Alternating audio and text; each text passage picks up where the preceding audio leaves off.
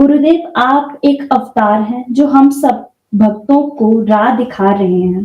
गुरुदेव, आपकी बातें बहुत गहरी हैं, सबकी समझ में आना बहुत मुश्किल है।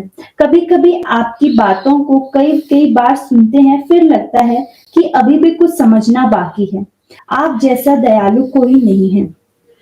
एक बच्चा है, वो हमारे साथ अभी जुड़ रहा था, तो मैं उसको समझा रहा था। उन्होंने कहा कि मैंने कहा जो बुरी-बुरी चीज़ें हो सकती हैं, उनको पहले सोचो। किसी भी संबंध में, किसी भी चीज़, जैसे आप किसी यात्रा पर जा रहे हो, आप बिल्कुल मान के चलो कि मोबाइल भी खो जाएगा, जेब भी कट जाएगी, खाना भी नहीं मिलेगा, बस भी निकल जाएगी, जूते भी काटने लगेगा, वो तगादे वाले का फ़ोन भी आ जाएगा, जहाँ जाकर खड़े होंगे वहाँ से कार भी नहीं मिलेगी। तो ये सब कुछ बुरा इतना नेगेटिव हो सकता है तैयारी के दृष्टिकोण से। वैसे नेगेटिव नहीं होना है, पर तैयारी के दृष्टिकोण से। तो फिर क्या होगा? ऐसा तो कुछ होगा नहीं। तो जो भी कुछ, जितना भी कुछ होता जाएगा, वो शुभत्व से भरा होगा, वो आशा से भरा होगा, वो प्रसाद से भरा होगा, वो प्रेम और आत्मतोष से भरा होगा। तो आपके चूंकि बड़े-बड़े आपने चीजें नहीं बना कर रखी होंगी, तो ऐसा रहता है। तो हमें हमेशा ऐसा मानकर चले, फिर आपके लिए आसान हो जाता है रास्ता बहुत। एक सूखा प्रांत था बिहार में। पूर्ण काश्यप को रहते हुए 10 वर्ष हो गए हैं बुद्ध की शरण में। वो कहते हैं कि अब मैं कुछ और जगह जाकर के आपका संदेश प्रसारित करना चाहता हूँ, कुछ लोगों तक आपकी बात पहुंचाना चाहता हूँ, तो मुझे आज्ञा दे, मैं सूखा जाना चाहता हूँ। तो उन्होंने कहा कि तुम सूखा के बारे में कुछ सुना है तुमने? बिहार प्रांत में एक स्थान होता था, सूखा नाम था उसका। तो बोले हाँ मैं जानता हूँ। बोले तुमने सुना है वहां के लोगों के बारे में कुछ परिचय है? बोले हाँ मैं जानता हूँ। बोले वो वहां के लोग सबसे खराब हैं। बुद्ध ने कहा पूर्ण काश्यप से कि वहां के लोग सबसे बुरे हैं, और तुमने वही स्थान क्यों चुना? पूर्ण काश्यप कहता है कि हालांकि सब आप जानते हैं, लेकिन फिर भी मेरे मुझसे सुनना चाहते हैं। तो जहां लोग बीमार होंगे, जहां लोग रोगग्रस्त होंगे, जहां लोगों के शरीर में व्याधियां होंगी, चिकित्सक को तो वहीं जाना चाहिए, हकीम और डॉक्टर को तो वहीं पहुंचना चाहिए जहां बीमार है, क्योंकि उनको ही उसकी आवश्यकता है, उन्हीं को उसकी अपेक्षा है। तो इसलिए मैंने वो स्थान चुना है। चले चलो ठीक है, मैं तुमसे 3 प्रश्न पूछता हूँ, वो मुझे बताओ। कहते हैं वो तुम्हारे साथ अभद्रता करें, जैसे कि उनका स्वभाव है, उनके बारे में चर्चा है और प्रसिद्धि है कि वो वहां बहुत, जो भी व्यक्ति जाता है उसको दुर्व्यवहार करते हैं, अभद्रता करते हैं, अपशिष्ट शब्दों का प्रयोग करते हैं। तुम्हें कैसा लगेगा? तो कहेंगे कि मैं सोचूंगा कि कोई ऐसी बात नहीं है, शायद ही किसी बात से नाराज है, इनके मन की वृत्ति ठीक नहीं है, कुछ दिन हम बैठेंगे, ध्यान करेंगे, बात करेंगे तो शायद ठीक हो जाएंगे।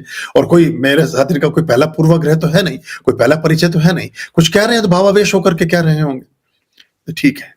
बोले वो तुम्हें अपशब्द बोलते बोलते, अभद्रता करते करते, तुम्हारे साथ दुर्व्यवहार करते करते मारपीट करने लगे और तुम्हारे साथ गाली गलौज करने लगे। तो पूर्ण कहता है कि आप जानते हैं, फिर भी मैं कहता हूं, आपको उत्तर पूछा है तो इसलिए दे रहा हूं।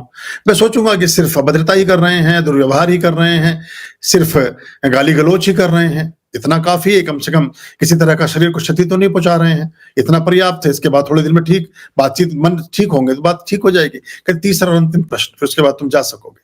कहते अगर वो गाली गलौज करते करते, दुर्व्यवहार करते करते, अभद्रता करते करते तुम्हें मारने पीटने ही लगे, तो तुम पर क्या गुजरेगी, कैसा सोचोगे?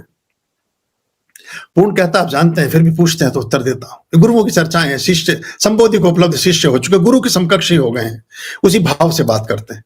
कहते आप जानते सब हैं, फिर भी मैं बताता हूं। आप कहते तो मैं सोचूंगा कि इस जीवन में जिसमें बहुत पाप हो सकते थे, जिससे बहुत किसी का अनिष्ट हो सकता था, किसी की हत्या तक हो सकती थी, किसी को झूठ बोला जा सकता था, किसी की धन संपदा को हड़पा जा सकता था, उस जीवन से मुक्ति मिली। इन्होंने अगर मुझे मार भी दिया तो कम से कम जीवन से मैं मुक्त हुआ, तो परमात्मा को प्रणाम करूंगा जाकर के कि मैं तुम्हारे चरणों में आ गया। वो तो कहते हैं अब तुम पूरी दुनिया में कहीं भी जा सकते हो, तुमसे किसी को कोई खतरा नहीं है और तुम्हारे कहीं कोई भी कुछ तुम्हारा बिगाड़ नहीं सकता है। तो हम अगर अपने जीवन में ये सोचें कि क्या क्या चीजें खराब हैं, तो जीवन में बहुत आनंद रहता है फिर।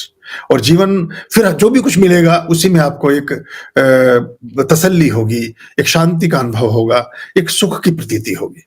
खुश रहिए। आपके भाव के लिए बहुत प्रेम और बहुत आशीष। आर्यं शरणं शुभमस्तु, संभवकरणं हरमस्तु, देवं वर्णं कर्मस्तु, पापं चरणं परमस्तु, पापं धर्मं मर्मस्तु, तारं कर्मं कर्मस्तु, हृदयं बीजं धर्मस्तु, शोकं दुःखं हरमस्तु, शोकं दुःखं हरमस्तु।